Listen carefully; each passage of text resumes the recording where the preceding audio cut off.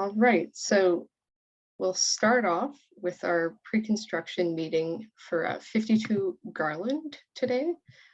We have the applicants in attendance, and as well as some members of the HCA and some of the immediate neighbors. I'm sure everyone's probably familiar with this project if you're in attendance tonight, but it is an approved development for a 4-story mixed-use building with 1 ground floor of retail space and 12 dwelling units. And what we're going to be using this meeting to do generally is go over sort of all the construction impacts that are going to happen throughout the project. This will be sort of with respect to timing and staging of construction activities, including, where the staging activities will be located, location of parking, entrance egress is on the site. Generally, that sort of thing is going to be the information that the applicants are going to be going over with us today. Just for housekeeping items for anyone who might not be familiar, I'm sure most people in attendance are, how we'll sort of proceed is after this, the applicants will give a short presentation on sort of all that information mentioned on the construction activities. And then immediately after that, we'll jump right into a Q&A. We're a pretty small group tonight, so we're not going to be using a Q&A function or anything like that. You can either raise your hand in order to speak, and I'll just sort of have a running list and everyone will speak, in order of their hand going up. And if you prefer not to speak, because you'd like to keep your video off or for any reason at all, you can put the question in the chat or send it directly to me, and we can go about, taking it that way, whichever works best for everybody, considering we're a smaller group tonight. But beyond that, I don't want to keep anyone waiting too long. So I will pass it off to Jessica and the applicants, and they can go ahead with their presentation. So over to you. Thank you, Steph. So I'll just share my screen now.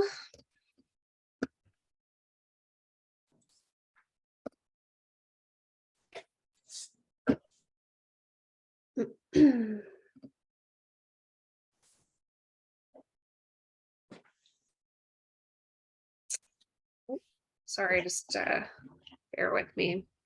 We said that we would avoid having technical difficulties, and then I do anyways. Okay. We can see the screen now, so the jinx is off.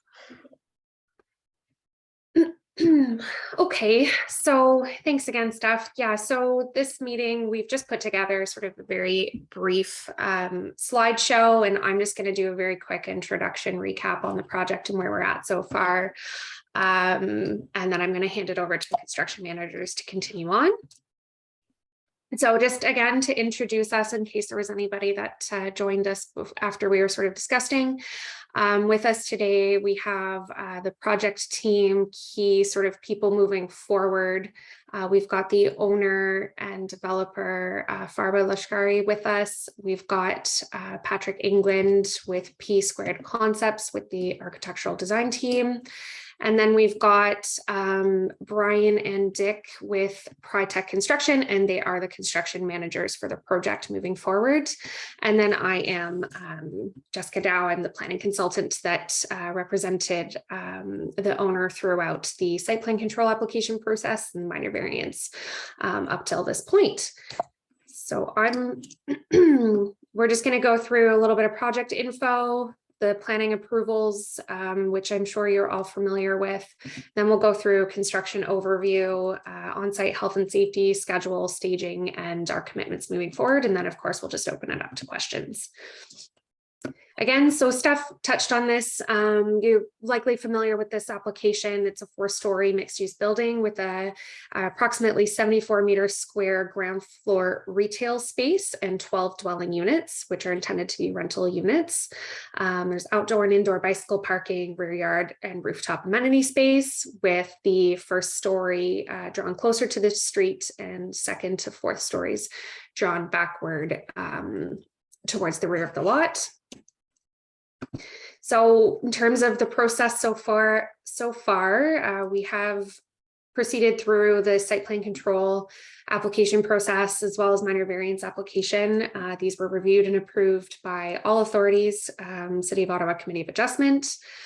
We had done some public consultation with the community association throughout the earlier stages with the minor variance application in particular. So some of you, I think I actually remember speaking with some of you through that process as well. And our site plan agreement has been signed and registered as of this October. In terms of permitting moving forward, we have not yet submitted for permit application. That's anticipated to proceed early February 2023 with the demolition permit to follow shortly thereafter. So I'm just going to sort of handle the slides. I'm going to hand it over to Brian and Dick. If you guys want to proceed and go through the rest of the presentation, just let me know once you want me to click and I'll move forward with the slide materials. Okay, I can take it from here. One of the first things that we are doing is applying for a demolition permit. And in order to apply for a demolition permit, we need to go to all of the city departments that require our input and also to the utilities. I can just give you a quick summary of where we're at with all of those, and we need a sign off on all of those people. With the city water, we've gone to them in August asking them to make sure that the water is turned off. On September 16th, we received the sign off that the water is it is turned off at that location. The next thing was with Rogers. We in September worked with them to have them come out and visit the site. And on October 21st, we received that they have signed off that Rogers has got everything shut off on that site. The next one after that would be Enbridge. We in September also applied for work to be done by them. They were paid for doing their work, and we received on October 31st their sign off that the work has been done and Enbridge, the gas is turned off. The next one is the Hydro Ottawa status, and in August we visited with them. And on September 1st, we received Ottawa Hydro sign off that there's no power to the site. The next one is the city sewer. In September, we received a quote from a contractor who has approached the city for turning off the water.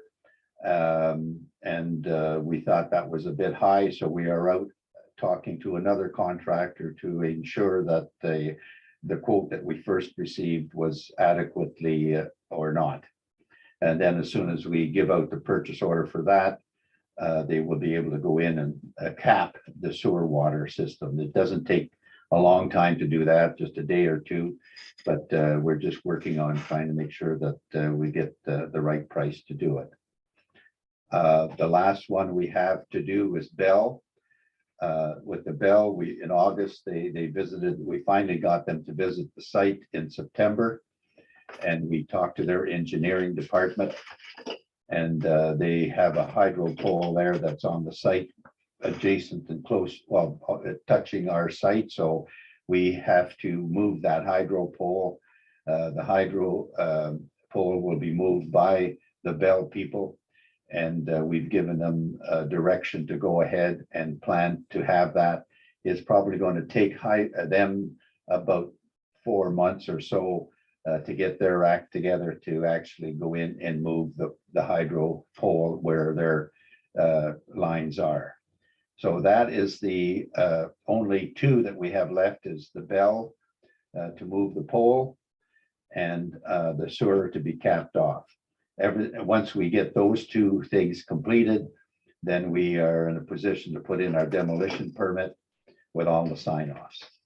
So that explains our demolition work that we've done so far to date and what's left to be done. So if I may, Dick, so to clarify, the pole that Bell has accepted to move is is the one just against the building on the adjacent parking, correct? On the south side, yes, it's in about the middle of the building. Yes, okay. So Yes, it's, and it really needs to be moved for aesthetic reasons anyway, so. okay. So, but they're not touching the poles at the front. Oh, no, we're not touching any of the poles on the street.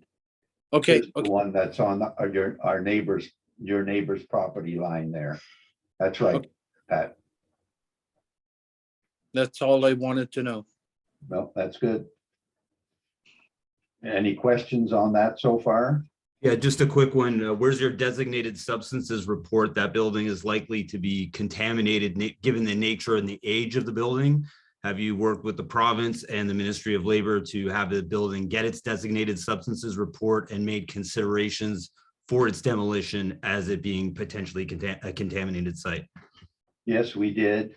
We got Buller and Crichton, the environmental people, to go out and do a designated substance survey and report for pre-demolition, and we have that in hand. Okay, I just that would be a key component when you're, as a neighborhood concern. Airborne asbestos material is one I'd be concerned about as a neighbor. And Yeah. this one is something I've seen slip on a few different sites because the city doesn't enforce this, the province doesn't. So the councillor's office, if you could just make note that that designated substance report is part of that demolition permit, so we know that a proper abatement techniques can be taken. Do you get that, Stephanie? Yeah, for sure, Jake. Thanks. And I'm wondering if you could tell us at this point what the DSR says. Well, basically, there is contaminants there. It's mainly asbestos, you know, and the tiles and everything. There is no large contaminants, but they recommend that we proceed with their, you know, they've got all their recommendations and they got several pages.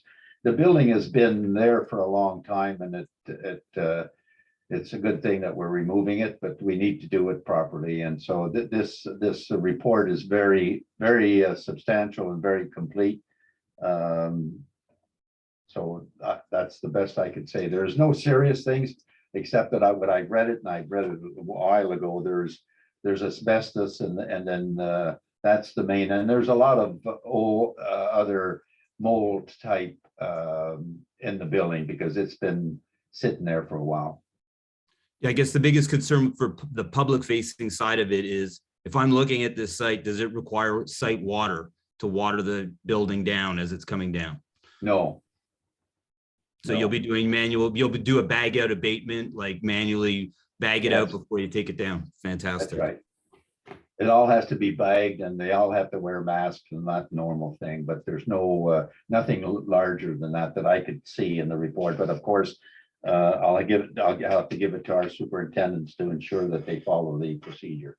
Yeah, and I just want to make sure that this gets captured at a permit level, just so that way that, you know, everybody's on the up and up, just because it wasn't a part of this part of it. Sorry to interrupt your presentation. No problem. I'm glad you are. And we're concerned about that. Later on, you'll see that health and safety is one of our priorities, and we have to do it anyway, but we want to do it the right way. Cool. So where's the asbestos besides the tile? Is it present in the plaster of the plastering? Well, there's some in the drywall areas. Okay. There's on the floors, and the floor in the living room. I'm just going through it here. Window caulking, stone dash around the exterior property, gray caulking on the exterior. That's all they have, really. That's the whole asbestos part of it. Okay.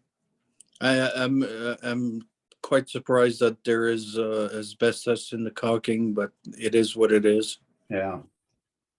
Is there nothing in the stucco? Because I know stucco sometimes does, that old gray stucco. Let me go through it again. I apologize for not being, there's no, that's it for asbestos. The drywall joint throughout the first floor and the stairwell area, 4%. textured wall, coating and floor, all the rest is floor and caulking. So there's not a lot, but I mean, there is asbestos in those areas. They also have, the only other things they have is lead, and that it's all paint related. So all it's paint related on the walls, and then there's mercury in the thermostat switches.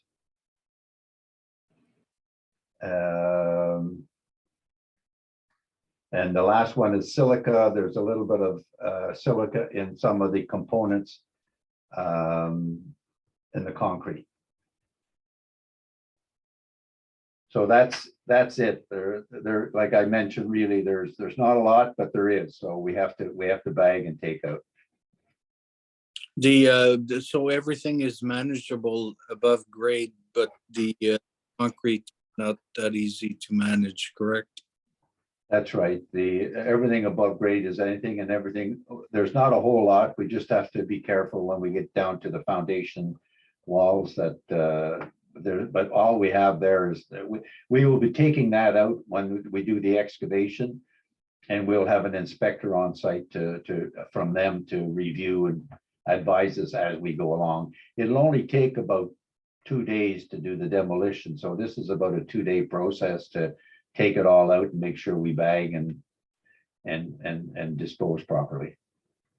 And then everything disappears and we start from fresh. That's right. And we talked about this, Pat. It's important for us from a construction point of view. We're going to get into this a little later, but we could have started the demolition earlier, but then we'd have to fence it all in and we'd have a hole there. So we've changed our construction schedule to have the demolition permit and demolition work done at the same time. Of course, it's all going to be fenced in properly. And then as soon as all of the material is taken from site, we'll start the construction of the new material and the new concrete footings. Okay, so what do you need from our office to finalize your demolition permit? From your office, there's nothing that we need. Just, as I understand you're preparing the building permit drawings. Yeah. From our perspective, the only thing we need to do is deal with, of course, there's always one utility that gives you a headache, and this time it's Bell Telephone. There's no Bell Telephone wires to the building, but there's a hydro pole there that has wires connecting to other people at the back. So we have to move that pole, and that's going to take the time it takes. But we're in building mode. So if it takes 2 or 3 months, and it looks like we'll be getting the building permit and the demolition permit at about the same time. Because those hydro lines are actually overhead lines that are crossing our client's property. And at the front, Pat? No, at the back. Oh. Well, maybe it's a optical illusion here. It could be the wires further back. I'm looking at a photograph here. Maybe they're further back at the rear of the property. It might be along the lot line at the back, because we sent our people out there to have a look at it, the demolition people, and they didn't mention anything about that. And Hydro hasn't reported anything about that yet either. Okay. Well, that's maybe something we should clarify. Okay, well, we'll take that under note, Ryan, to because we'll ensure. Well, let's get the letter from the Hydro when they do their sign up. Well, they've signed off. But maybe we should, we'll visit the site and double check that there's no wires over the property. Okay. Thank you for that. Any questions on demolition other than that from anyone out there? That's good. I'm glad you've done the important legwork. Yeah. So we're as far as we can go today. We still have a few months to make sure that we get everything in place. So if you wish, I'll continue on with the schedule. Of course, the next slide that we have is construction overview, if you can. Of course, and we're all contractors, well, and especially construction managers, are extremely all the same. Health and safety of public workers is top priority on any stage of development. We can't afford to have a problem with any of those. So we have all of the required job office with all requirements available for the Ontario Building Code. We're bound by the Building Code to have everything available on the site with signage, security as required, and all of the safety requirements with that goes with that. We don't need to have a fence, but in this case, it's highly recommended, and we have priced in a construction fencing to be installed along the perimeter of the whole property. It'll probably be there for all of the construction or most of the construction period. Staging is proposed for private lands rather than in the public right of way. We spoke to the owner has spoke to neighbors, and they have said that we could use their private property to stage our equipment and our office and our materials.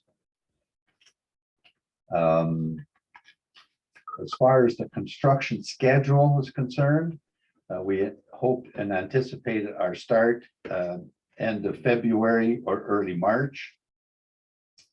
Because we think it's going to take that long to get everything in there, and especially getting the building permit and the demo permits in place. The demo permit should, like I said, it would probably take, I put 5 days down here. That's giving us a lot of time to do that. They'll have it goes relatively quickly once they get set up. And the sooner they can get in there and out of there, it's good for everybody and the neighbors as well, I believe. The anticipation date for completion of that is mid-March for the demolition.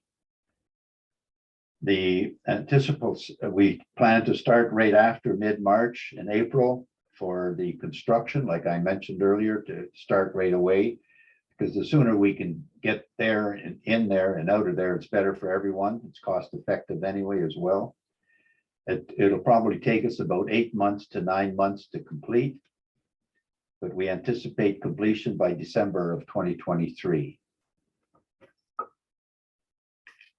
Now, this is, I must admit, this is a little bit of a guesswork on our part, because all we need is one chain in the delivery of certain materials, and that could delay things, as you know, with deliveries today and with product lot, we have difficulty knowing what is available and not available. But we put a contingency in there, and I'm hoping that the contingency we're carrying will be acceptable. The overview. We appreciate comments from anyone that from staff, from the city, from of course our designers, and from the public. So if you've got any questions or if you have any queries, we'll be glad to help out with that. We adhere to the Hindenburg Community Association Builders Code of Conduct, and of course, like I mentioned, that health and safety is very prominent and forefront. I guess if I had to like around, one big thing is, has an engineer signed off? The biggest and most disruptive aspect of these projects tends to be the excavation. Yes. From a noise perspective. So 2 things, has consideration been made for adjacent structures with an engineer's report? It's my understanding now within this ward that is a requirement for adjacent lots to have an engineer sign off on the methodology of construction. And what is your plan? It's bedrock. So are you going to have, and that can be done a bunch of different ways. Somebody can show up with a tiny little hoe ram and be there for weeks and weeks and weeks on end, driving everybody crazy. Yeah. Or you can have somebody come in with too big of a machine and shake the hell out of everybody, or you can get it line drilled so you get a break wall and then you do your excavation so it speeds the excavation up. What's your plan for that sort of stuff? Well, we're right in the middle of doing that right now. We're looking at the structural engineering drawings and everything else. They're still being worked on at this moment. And that's a concern that we have as well. Of course, it makes sense that we get in there and get out of there. And the engineers that are signing off on the drawings right now are in the process of completing them, I believe. Pat, they're almost ready. Correct. So we're not 100% there, but all of the engineering people have to review not only the methodology of going there and studying the bedrock. There is a basement in this building, so excavation shouldn't be. Pat, do you know how if we need to go do much excavation on this? There's a partial excavation that will be required, but it's not the full footprint of the building. That's my understanding right now. I think this is an important thing to identify just because you can't downplay an extra foot of bedrock. If you're probably going to have a pretty big mechanical room and a pretty deep basement that's there, those final 2 feet are really loud and really invasive. So being identified for sound mitigation, vibration mitigation around, so installation of echo barriers to minimize impact is a huge win for any site if you can put echo barrier up, because you got the causeway right across the street. It basically turns it into an echo chamber. And then the method in which you dig and the sizing of the machine is really important, because that's where the aggravation levels increase dramatically. And you've got basically everybody on this block is working from home. So for the owner, I hope you consider that your venture here will ultimately have a consequence to people who are just trying to work through the day because of the noise of the project. Yes, I thank you for that. Pat, can you just, let's have a chat after this to see where we're at as far as that comment is concerned, so we can address it. Absolutely. And I'd just like to echo what Jake has said, because we've had one development close by that used a small hoe ram. And then we had one that had the oversized hoe ram, and dramatic differences in everything. The first one was bearable. The second one was not bearable. So that is a huge thing to look at. So please look at that. And the echo barrier mats that you put on the fence are becoming much more common. And also they will help to prevent the chips from flying. And I know people say with hoe ramming, there's no chips, and that's a lie. You know, we've got now several instances, and one where a kid almost got it in the head, a big rock. So you need to be careful, because that's also a route that kids walk to school on, is down Garland. So please take these into consideration. We now have a lot of experience in this area with all of these things. Yeah, thank you for that. And the line drilling technique is, I know, more expensive, appears to be more expensive on paper, but in practice, it reduces the amount of time dramatically to get the excavation done. Okay. Thank you. We appreciate those comments, and we, Pat and I will get together next week and review what the engineers have recommended, and put these comments into place. I got a couple of questions. My name is Rob. I manage the adjacent property to the south Yes. that shares the same property line. You spoke about the Bell pole, that it's going to be moved. Did Bell tell you where they're going to move it to? Not yet. We still have to, we're talking to their engineering department. They did visit the site, and we could have had two choices there, probably. One, just to leave it there and shore it up, you know, so keep it standing. But we decided as a team that because of aesthetics and everything else, we should move it. So we've advised the Bell that if they need to decide, and they have to do the engineering work and do a drawing and figure out exactly where they're going to put it. and we haven't got that far now. It took us a month and a half just to get to talk to somebody at Bell that would actually go out and visit the site. However, that's behind us. And we have an engineer that's really interested in working with us. And we're in the coordinating with him now to give us the drawings, and we can make those available once we get them. But that's going to be up to their decision and ours to make sure it's at a proper location. Okay, and the other question is my building and the parking lot, the parking lot of abuts shares the same property line. And so I was just wondering what measures are being taken during construction not to disturb my tenants and the parking and the lot and so forth. Are You you said to the that you north, spoke- or are you to the south? Okay, To the south, yeah, 40. So it's 45 Armstrong or for 60 Garland. It's a corner building. yeah. So my property, my parking lot is there. It's fully leased. So I'm just wondering in terms of what measures are being taken so that I don't have a bunch of trucks and contractors using my parking lot and disturbing my property and my tenants who park there and so forth. I don't even know exactly the property line. Has it been identified on site yet?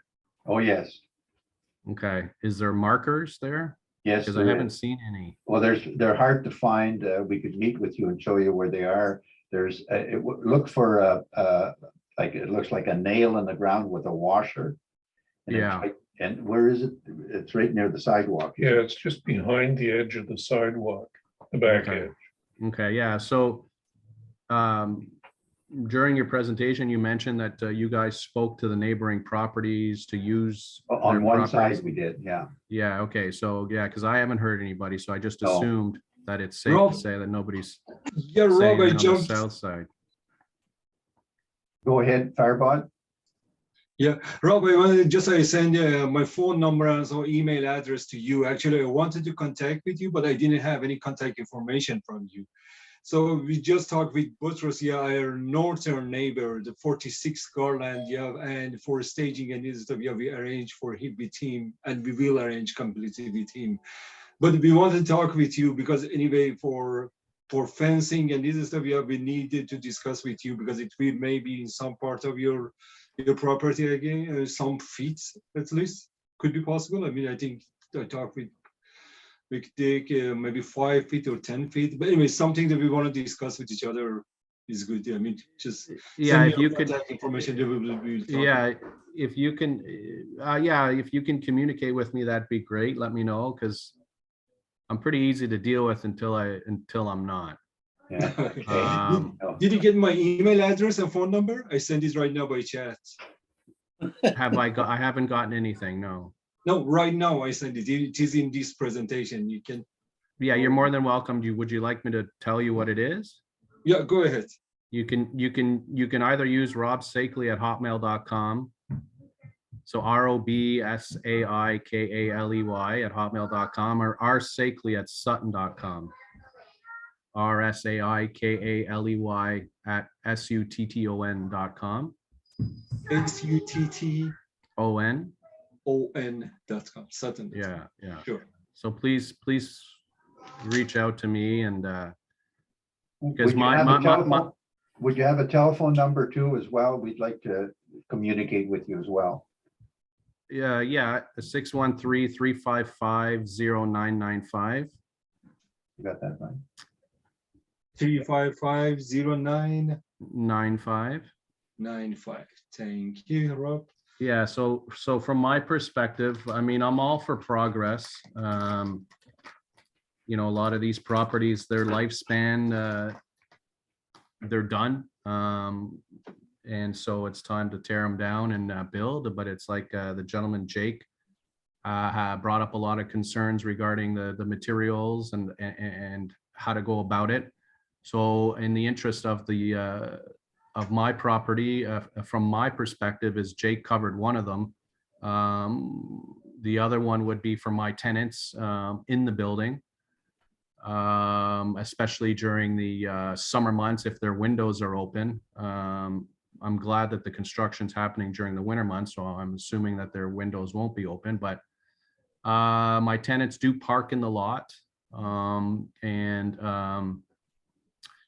Cheryl brought up the point regarding fencing and any, I'm gonna call them projectiles. I don't know if that's the right word, but anything that's gonna be flying in the air, hitting anybody or hitting their automobiles and stuff. I don't want to have to deal with it from my perspective and tell everybody to call their insurance companies. So yeah, Okay. that's it from my perspective. Just a heads up, Rob, your insurance company will say that's a you problem. Yeah, okay. So the tool that you want to use is actually covered in the Occupational Health and Safety Act.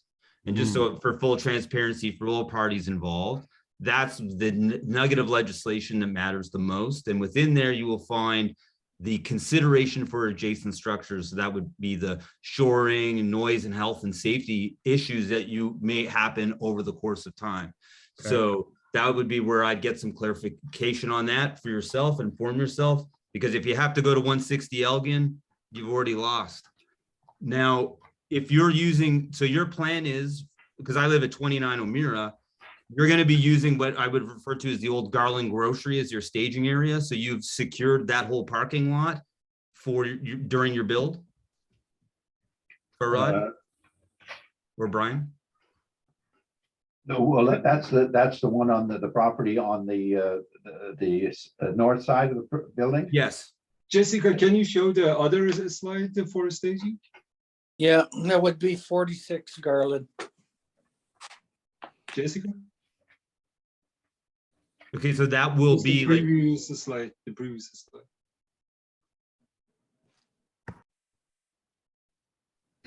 Sorry, I was on mute. I think that there was there's an additional area that had this area, which would be Rob's property. I think this was the portion that Farbod was wanting to speak about, but yes, this area here. that's a presumptive, I'd call that a presumptive slide. I'm glad to see you guys have Yes. finally linked up, but have taken the time to make the drawing. Admittedly, this was a sketch put together by myself, so I apologize. I had absolutely no intentions to be presumptuous. But yes, absolutely. There's going to be no staging without further consultation, but I'll let Farbod speak to this area here. Yeah, I want to say that it is just as clear. I didn't see it before. I mean, just what I talked with actually with our northern neighbor. Yeah, those parts, even maybe not even up to the Garland, but mainly up to the northern street. I don't know what is the name of that street beside the Garland, the northern one. Lattisaur. Yeah, so maybe we use those parts also to have access from that and maybe not from Garland, but these are all in details that will be clear later on when we talk with the owner of that property, Butters. So mainly Just to be clear, you don't really, like, you've got a drawing, but you haven't really talked to anybody about this. We talked with the northern neighbor, but Yeah. it is not still finalized. Okay. Yeah, we talked with him, and we have the general agreement that he was ready to give us, because right now he said, yeah, I already rented those parts. Yeah, I can rent it to you guys. No, overall, he's in general agreement, but not in details. We didn't. Okay, and that's why these pre-construction meetings are great, because as we can see, the devil is in the details and the road to hell is paved with good intentions. Because please consider that Garland Street has no parking. So your offload, unload area with approximately 30 school children in the area, that's a traffic problem. It's something it's and the counselor's office could please take consideration into this, that this site could become, if there's no proper negotiation for a site office and a parking plan, it would be an onerous project that we will all have to endure through its time if not managed properly. And I have a concern too, because the parking, there's people who park in 46 Garland. I believe it's rented out to, I've heard, to the causeway workers. So just wondering where they're going to park if you're using this for staging. We talked about it. It will be partially for those that they can move to another place. We will do that, but there's some of them that they cannot find it. So we wouldn't use the whole parking lot over there. But where are your construction workers going to park? I mean, we will get some parking lots from them, but I want to say it is partially. We wouldn't get all parking spots. Because, parking is at a premium in the community, and blocking driveways has been an issue. Just completely staking out places on the street by construction workers, and that really is inappropriate as well. So putting cones up to just block it off for their own personal use. So you do need to figure out a way where your workers are going to have to figure out where to park, or else they've got to move every couple hours. Yes. And this is like, this is not a it's not a huge building, but it's definitely beyond small scale residential. And small scale residential, you can have up to 8 to 10 vehicles Yeah. at any given point throughout the project. And the scale of your building, you're probably going to have more than that. So you're really going to have a parking problem. And I want to emphasize that's a you problem, not a me problem. Yeah. So my laneway getting blocked, having to deal with your people at a straight, like on the street level, it's really important that you get out in front of that. So just all things considered. And it's good to know all your street names for your property where you're at. So when we can communicate, we know what streets we're talking about. Yeah. And just to echo that, I mean, we've had to have police involved now on, I think, 3 separate construction issues where construction workers have been abusive and threatening to residents when they block their laneways. And so we've had to have police involved, and you don't want to do that. So Jake's right, get out in front of it and figure it out. And Please. the other thing you've got to consider too is where your parking lot is. That's the loading dock for Causeway. So that's a commercial operation. So you're going to have 18 wheelers trying to navigate through down into the loading dock to do their food drops. So you really have to think that one through. And I would implore you to discuss with Causeway what your plan is there. So then we don't have O'Meara getting crowded and all this spilling around, because you've got no street parking on Armstrong. You've got a little bit on Lattiser. You've got a tiny little bit on O'Meara. That's it. You picked a tough site to build in. Thank you. Yeah, but one point I wanted to mention is that as a person that we are doing that is as a developer, I want to say that we are not building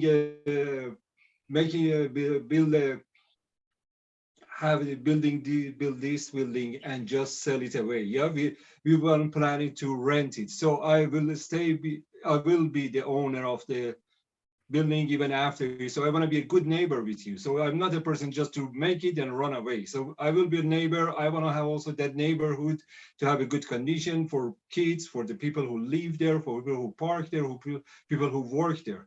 So it is my concern too, because I will be there. I wouldn't run away. So I will consider all these things. And from this first, I want to have a good relation with you guys. I don't want to ruin the relation. That's So fantastic. For Fantastic. sure, I will be in contact with you, and especially with Rob for all the information tools and stuff. Fantastic. And make sure that rolls down right down to the guy who's carrying the shovel, who's backfilling stuff, because he's the one who can make a lot of problems for you with a bad attitude. You know what I mean? So I know it's sort of oblique, and it's good to hear that you're committed to the neighborhood.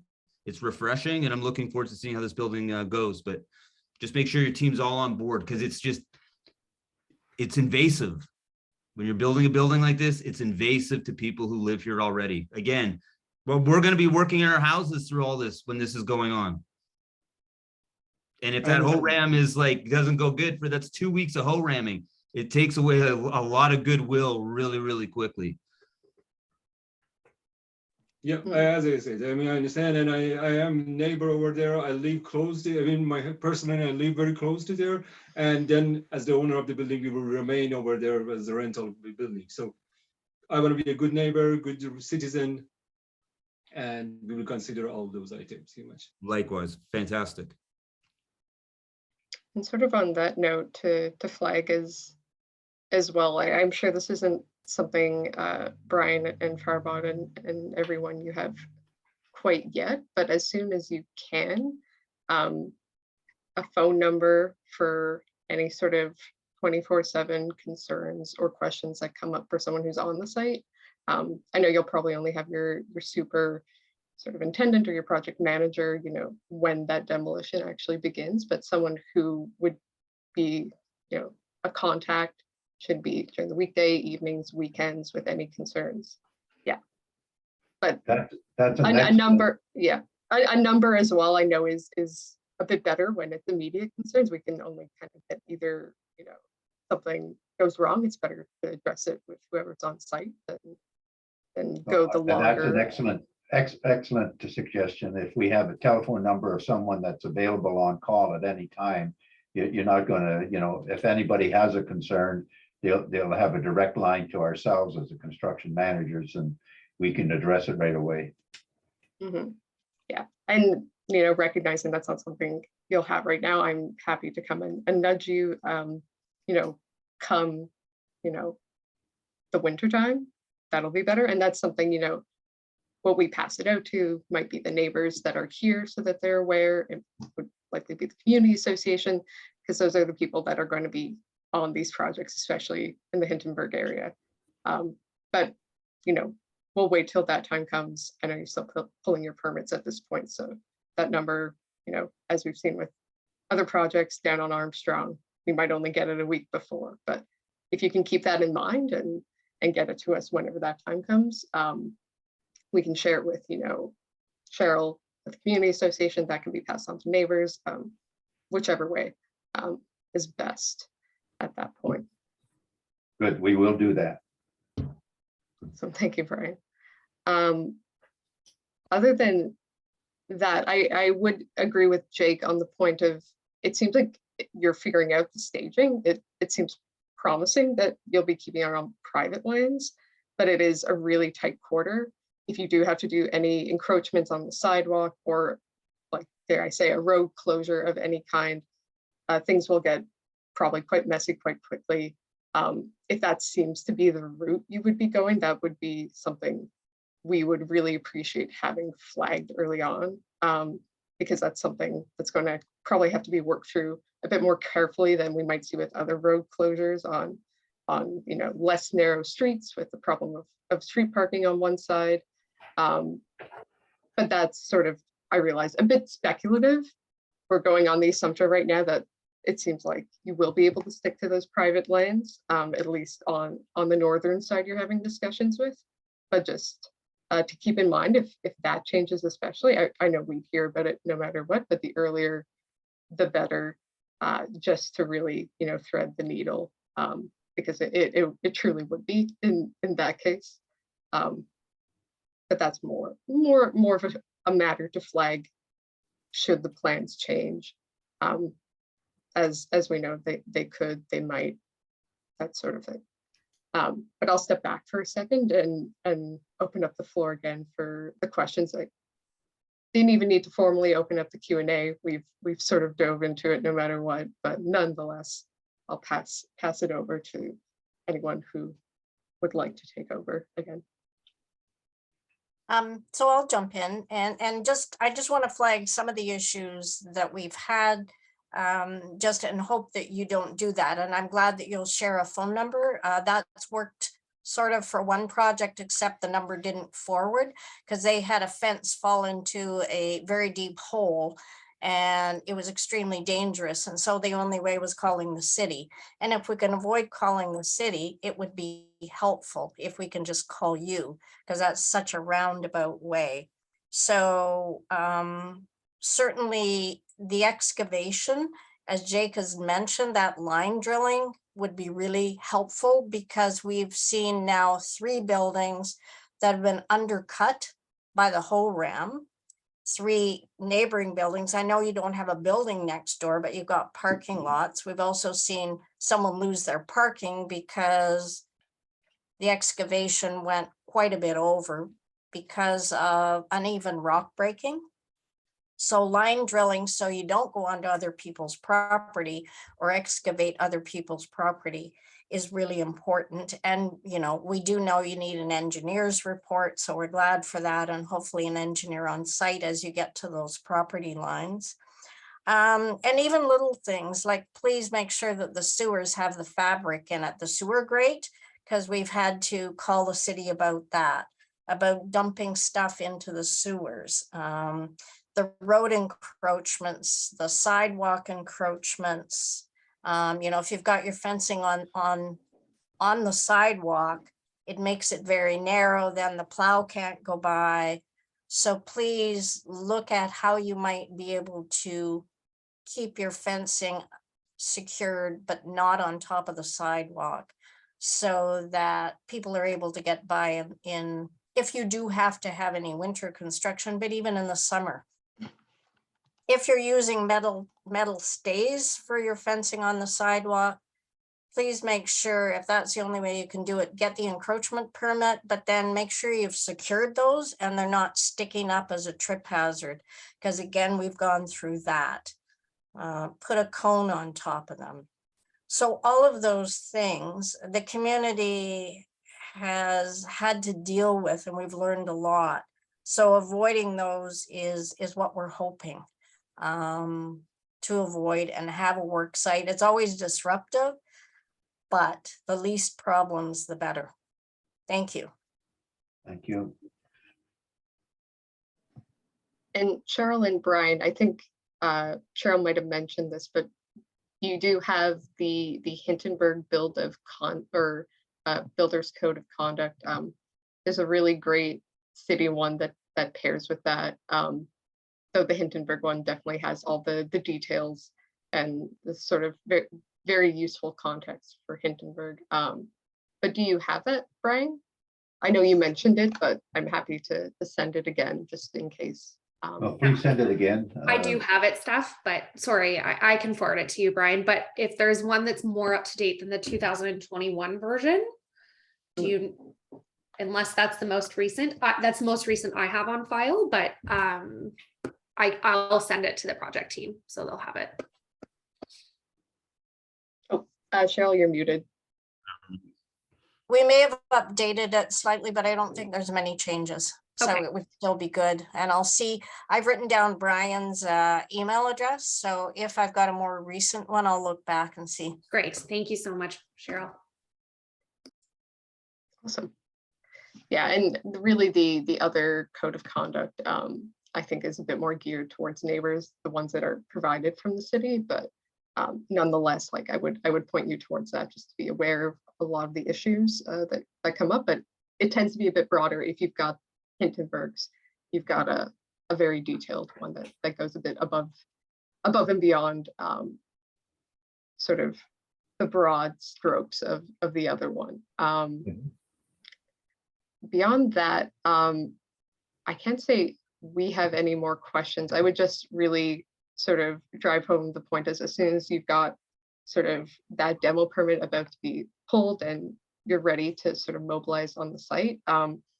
I would likely be checking in with you in the winter anyways, but as soon as that sort of phone number can be available for neighbors, and this, you know, as everyone said here, I think disruption is expected to a certain degree, but at minimum, having a communication flow about what to expect is sort of the best way to go about these sorts of things. And if we can kind of help with setting that up just before everything starts, it really helps with sort of keeping everyone informed on what they're expecting in sort of the weeks gearing up to changes on the site. So, you know, that's a issue to bring up again, you know, in, by the sounds of it, 2 months time, but just to really drive it home.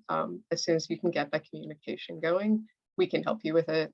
Cheryl and the HCA can help you with it. And getting, you know, the information out there, but we would really reiterate that. Otherwise, I'll leave the floor open just in case anyone has any parting questions. But if not, I would start to wrap up if everyone is okay with that. So I'll leave us with some awkward silence for 15 seconds and see where that leads us. Just a quick thing. So a few of the things that were discussed are actionable items that will be unfolding as this building is going on. Will we reconvene before the shovels hit the ground to ensure on issues of excavation, ensuring that engineers' reports have been submitted, et cetera, et cetera, et cetera? Or are we just gonna, now we just observe? Is that a question for me, Jake, or is From the that a city, question- yeah, like from the city's perspective, from, for the sake of this meeting. As far as I know, I don't think there really ever is meetings past this. That being said, the engineers reports that are going to go through, just, for an FYI sort of perspective, that's something that is required with a demo permit these days. There's some sort of conditions to it when it's not needed. I don't think 52 Garland, by the sounds of it, meets those conditions. So they're not, in this case, I'm sure they'll be saying the same, but you can't get a demolition permit without that engineer report being signed off and sort of included in the demo permit package. So if it is moving forward with the demo permit, you can probably assume that sort of shoring report is going to be included. Beyond that, any meeting on sort of the excavation stuff, I mean, I leave it up to the builders. I would encourage you, especially if it's sort of still up in the air on whether you're going to be ramming or if you're going to be going with something a bit lighter and getting that information out there. But normally that's not a meeting that we're facilitating past this one. This is just the general sort of timeline meeting, but we can certainly help. Okay, no, I was just curious overall, like, because For off sure, into yeah. ether we go. It'll be fun to watch it, and I would implore the counselor's office to talk to bylaw and just make sure everybody has a short-term parking permit, or everybody's permitted up on your side, on the city side of things, because that just reduces the pinch points, because then you get caught in the gulf between bylaw, the developer, everybody's getting frustrated and nothing's getting done, and it seems like there's a pretty decent team here and you guys want to get this project done smoothly, but it can also not go very smoothly, and it will be ultimately, at least from my concern, your own undoing of good faith, because that's how the world really actually works. So hopefully we move forward in good faith and it goes smooth and you don't have too many supply chain problems. You don't have any health and safety issues. So I suggest, I mean, possibly without your office, without Jeff's office, without you, Steph, we could have a quick meeting. Brian, I'm going to send you my email information. And then we've got two good email trees of neighbors. So it's easy for us to let neighbors know, so that if you can provide info on what's happening and stuff like that, then we can send it out and give people a heads up, and it gives us a way of asking you questions as well. Speaking to that, Cheryl, I thank you for that, because I think that that's a great idea. I mean, still sort of fleshing out, as we've discussed through this meeting, some details, and I think as those come more to light in the coming weeks and months, I'm sure Brian and Dick and Farbod would be, happy to provide some extra details on the things that sort of were still slightly up in the air as they get more concrete and solidified as we move forward. And I'm happy to, I'm going to be sort of more removed from the construction side of things, but I'm happy to assist as any coordination to Cheryl. I know we've emailed back and forth before, so very happy to act as sort of additional coordination on that as well through the community association. And that would be great, because really what I would love is to have a build that we could say, this was done right, as opposed to the builds that are the disasters that we take, building code staff around to. It would be nice to have this to say, you can do it right. It's always disruptive, but you can do it right, or you can do it wrong. And that's what I would love, is to have an example, because it's right. It's a tight site. It is a tight site. So that's what I would hope, is we could work together and, work out any issues quickly.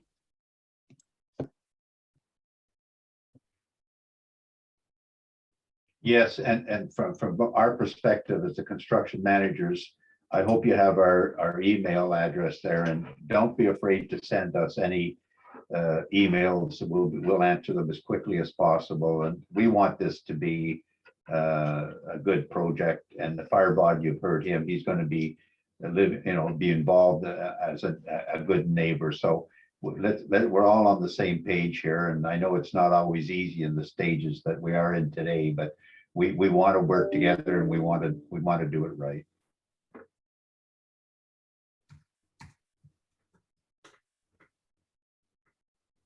Awesome. Just I want to add also about when one of the concern was parking, and just thinking is that I know this is in comparison with the price of the construction is an inexpensive. I mean, so we can be find an inexpensive solution for you. So for sure, we will look for some more rental parkings around, and I believe it wouldn't cost that much really.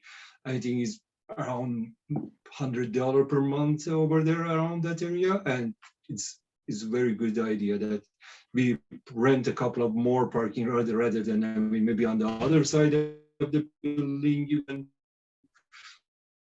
if they are available anywhere, there is available to have more for the construction. So thank you for that advice, and we will consider to do that. Yeah, and I want to say it's an inexpensive, and why not to do that? For sure, we do that. And if you have a really secure site office with a nice little C-can there, feel free to take public transit down. You can literally walk from the train to the site in 2 minutes.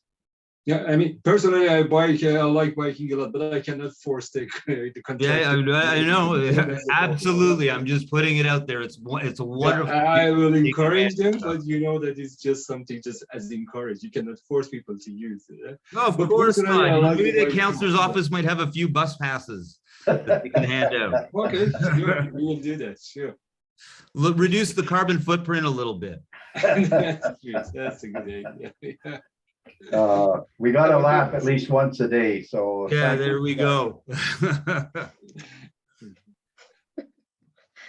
Well, unlike all meetings, it seems we're ending on a relatively good note. So perhaps we'll ride that high to the end. If everyone's good with it, we'll start to wrap up here. Just to sort of remind anyone who might be watching, these are the addresses you can reach out to with any questions, and obviously you can write us at jeff.leeper@ottawa.ca if any questions or concerns should come up in the next coming months. But beyond that, I thank everyone for taking the time tonight to come out, especially Jake, Rob, Brian, Jessica, Farbod, everyone here. It was great to have a very good sort of conversation and get this information out there. So with that, I'm happy to wrap up. Everyone is good with that. Thank you very much for hosting.